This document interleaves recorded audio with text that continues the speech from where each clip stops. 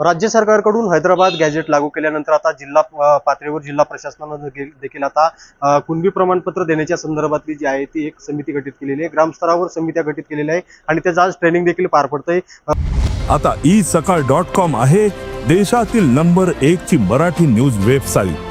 प्रत्येक अपडेटसाठी isakal.com ला नक्की भेट द्या। जिल्हाधिकारी कीर्तिकिरण पुजार आपल्या सोबत आहेत।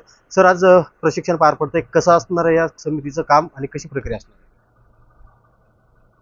महाराष्ट्र शासनाने हैदराबाद गॅझेट लागू करून GR निर्गमित केलेली आहे। त्याच्या अंमलबजावणी प्रक्रिया धाराशिव जिल्ह्यामध्ये आजपासून सुरू होत आहे।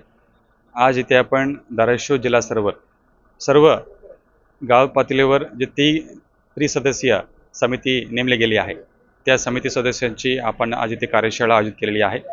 या कार्यशाळेमध्ये जिल्ह्याचे सर्व ग्राम महसूल अधिकारी, ग्रामपंचायत अधिकारी तसेच सहाय्यक कृषी अधिकारी उपस्थित आहे आणि आपण या GRची अंमलबजावणीबद्दल सविस्तर त्यांना मार्गदर्शन केलेली आहे।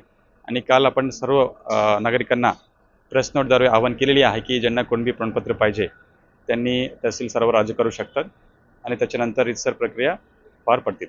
धन्यवाद। अर्ज करण्याची प्रक्रिया कशी असणार आहे? नेमकं एखाद्याला अर्ज करायचा असेल तर काय डॉक्युमेंट त्याला द्यावं लागतं? जसं जात प्रमाणपत्रासाठी जे आपण रितसर अर्ज करतो त्या पद्धतीने या प्रमाणपत्रासाठी पण प्रक्रिया असणार आहे। आणि ही प्रत्यक्ष कामकाजाला कधी सुरू होणार? तर आज आपण प्रशिक्षण देत आहे, या कामकाजाला किंवा या प्रक्रियेला कधीपासून सुरुवात होईल? लगेच। थँक्यू, धन्यवाद। तर आपण पाहिलं तर हे जिल्हाधिकारी कीर्तिकिरण पुजार होते आणि धाराशिव जिल्ह्यामध्ये आता राज्य सरकारकडून जे हैदराबाद गॅजेट लागू केलं त्याच्या संदर्भातली जी प्रक्रिया आहे किंवा कुणबी प्रमाणपत्र देण्याच्या संदर्भातली जी प्रक्रिया आहे त्याला आता सुरुवात करण्यात आली आहे। बालाजी सुरवसे, साम TV, धाराशिव। देश विदेशातील प्रत्येक घडामोडींचे लाईव्ह अपडेट मिळवण्यासाठी आता साम टीव्हीच्या सर्व सोशल मीडिया प्लॅटफॉर्मला लाईक, फॉलो आणि सबस्क्राईब करा।